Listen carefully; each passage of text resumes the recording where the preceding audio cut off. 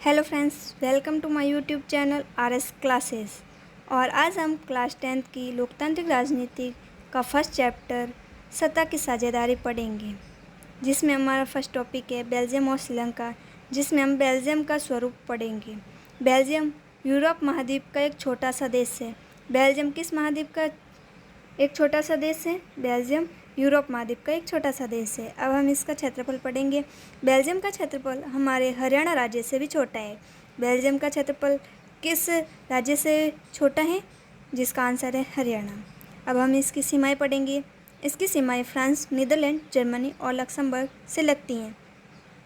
इसकी सीमाएं किस किस देश से लगती हैं? जिसका आंसर है फ्रांस, नीदरलैंड, जर्मनी और लक्समबर्ग। इसकी आबादी 1 करोड़ से थोड़ी अधिक है, यानी हरियाणा की आबादी से आधी।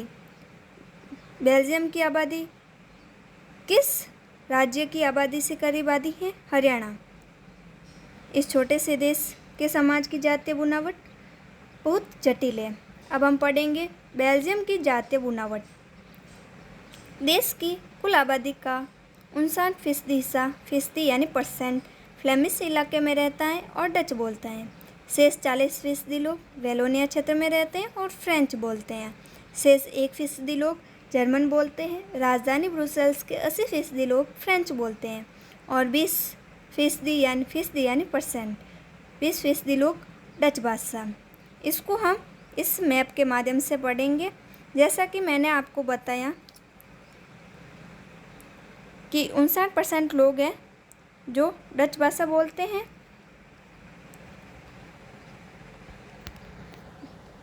59% लोग हैं जो डच भाषा बोलते हैं और 40% लोग हैं जो फ्रेंच भाषा बोलते हैं और 1% लोग जर्मन भाषा बोलते हैं। ये जो मैप में आपको दिखा रहे हैं, ये ब्रुसेल्स है जो बेल्जियम की राजधानी है।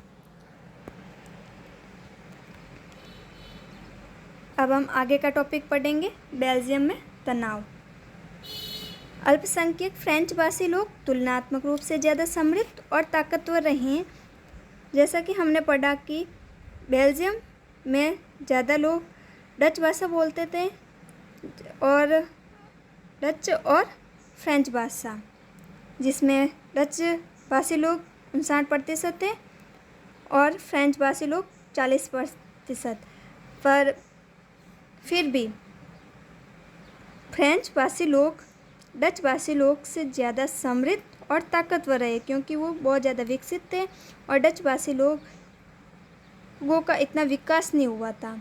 बहुत बाद में जाकर आर्थिक विकास और शिक्षा का लाभ पाने वाले डच भाषी लोगों को इस स्थिति से नाराज़गी थी, क्योंकि फ्रेंच भाषी लोग उनकी तुलना में ज़्यादा समृद्ध और ताकतवर रहे थे। इसके कारण इस स्थिति से उनको नाराज़गी थी। इसके चलते 1950 और 60 के दशक में फ्रेंच और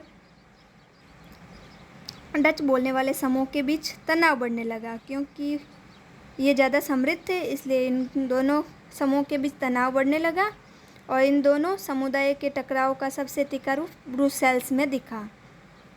यह एक विशेष तरह की समस्या थी। अब हम देखेंगे डच बोलने वाले लोग संख्या के हिसाब से अपेक्षाकृत ज़्यादा थे और लेकिन धन और समृद्धि के मामला में कमज़ोर और अल्पमत थे। डच बोलने वाले लोग संख्या के हिसाब से बहुत ही ज़्यादा थे, लेकिन धन और समृद्धि के मामले कमज़ोर और अल्पमत में थे। अब हम पढ़ेंगे श्रीलंका का स्वरूप। श्रीलंका एक द्वीपीय देश है जो तमिलनाडु के दक्षिणी तट से कुछ किलोमीटर की दूरी पर स्थित है। इसकी आबादी 2 करोड़ है, यानी हमारे हरियाणा राज्य के बराबर। दक्षिण एशिया के अन्य देशों की तरह श्रीलंका की आबादी में भी कई जातीय समूह के लोग हैं। जैसे हमारे भारत देश में भी कई जाति के लोग हैं, जैसे इनमें भी कई जाति के लोग हैं। अब हम पढ़ेंगे श्रीलंका की जातीय बनावट। सबसे प्रमुख सामाजिक समूह सिंगलियों का है। जैसे कि हमने पढ़ा 74% जो हिस्सा है वो सिंगलियों का है और 18% लोग तमिल हैं।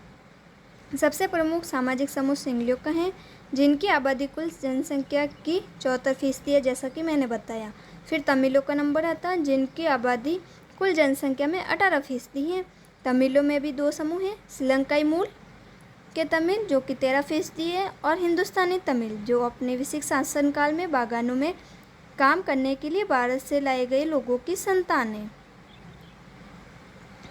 अब हम पढ़ेंगे श्रीलंका की जातीय बुनावट।